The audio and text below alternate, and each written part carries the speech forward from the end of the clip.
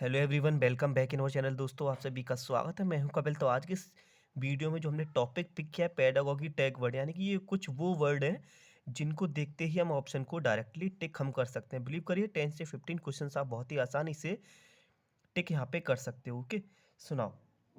मैंने यहाँ पे क्या कर रखा है, लेफ्ट साइड मैंने यहाँ पे पॉजिटिव वर्ड रखे हैं। अगर ये वर्ड कहीं आपको दिखाई देंगे तो वो ऑप्शन हमारा सबसे पहले सही माना जाएगा, ठीक है ना। अगर ये वो वर्ड है जिनको एलिमिनेट करके हम ये पता कर सकते हैं कि ये ऑप्शन तो गलत होने वाला है, बाकी बचा हुआ ऑप्शन हमारा सही हो जाएगा, ठीक है ना।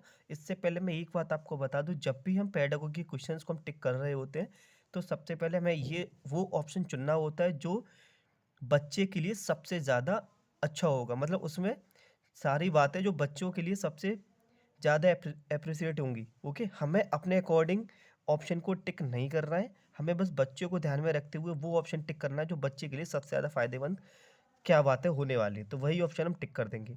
एंड नाउ तो बात करते हैं पॉजिटिव और नेगेटिव वर्ड की, ठीक है। सबसे पहले बात करेंगे पॉजिटिव वर्ड, वो वर्ड जिनको देखते ही हम ऑप्शन को टिक कर देंगे, ठीक है ना। और ये वो वर्ड है राइट हैंड पे जो हमारे कभी भी ऑप्शन में दिखाई देंगे, वो ऑप्शन हमारा हमेशा गलत होगा, ठीक है। इस तरीके से एलिमिनेट करके हम ऑप्शन को टिक कर सकते हैं। तो जल्दी जल्दी यहाँ पे देखते हैं।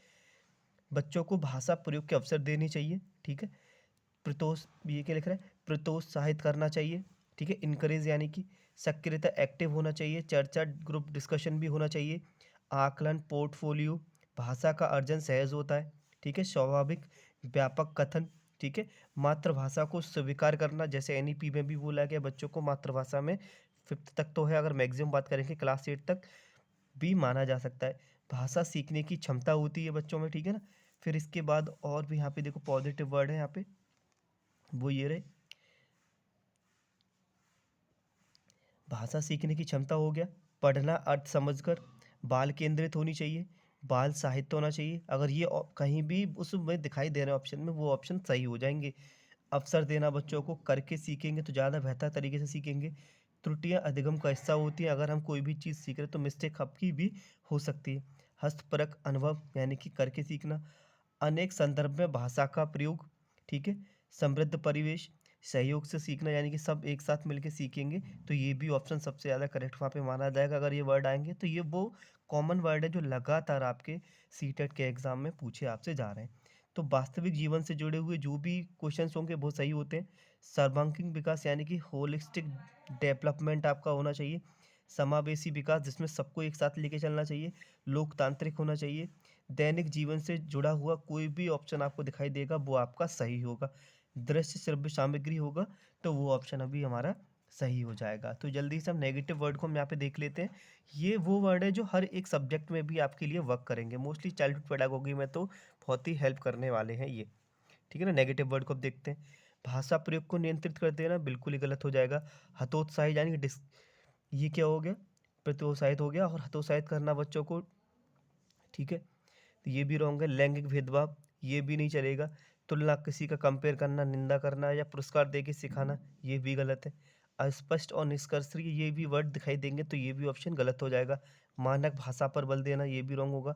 नज़रअंदाज करना या फिर कलन विधि, बाधा, जटिलता या फिर कठोर, ये सब जो भी वर्ड है ये नेगेटिव वर्ड है, वो ऑप्शन गलत हो जाएंगे।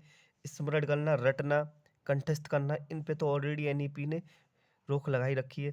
पाठ्य पुस्तक में ज्ञान पर बल देना, सीधे पाठ जो भी आपकी बुक लगी है उन्हीं पे ही ध्यान देना, ये भी गलत है। केवल, ही, मात्र और सिर्फ, ये वो 4 वर्ड है, कहीं भी आपको दिखाई दे वो ऑप्शन हमेशा गलत हो जाएगा। केवल आए, ही आए, मात्र आए और सिर्फ आए, यानी कि ओनली वाला ऑप्शन हमेशा गलत होता है, ठीक है। नेक्स्ट, शिक्षक केंद्रित नहीं, बात होगी किसकी, बाल केंद्रित पे, ठीक है ना। पुस्तक केंद्रित भी नहीं होना चाहिए। अनदेखा भी नहीं कर सकते, ये वर्ड आए। विशिष्ट वर्ग, सजा देना, दंड देना, भय पैदा करना बच्चों में, उन्हें डांटना, ये भी गलत है, ठीक है। बोझ, ठीक है। सहानुभूति करना, सिंपैथी भी नहीं चलेगा। लैंगिक असमानता, ठीक है। गर्ल्स और बॉयज़ का कंपैरिजन भी नहीं चलेगा। बच्चे के विचार और मातृभाषा और त्रुटियों को महत्व देना होता है, ठीक है। बच्चे के विचार और मातृभाषा और त्रुटियों को महत्व देना, ये भी गलत। तकनीकी, ठीक है, तक बच्चों पे तकनीकी की तो बात होएगी नहीं अभी। प्राइमरी और प्री प्राइमरी, उससे अपर में भी वैज्ञानिक शब्दावली का यूज़ भी नहीं कर सकते। सीमित, ये भी वर्ड गलत है।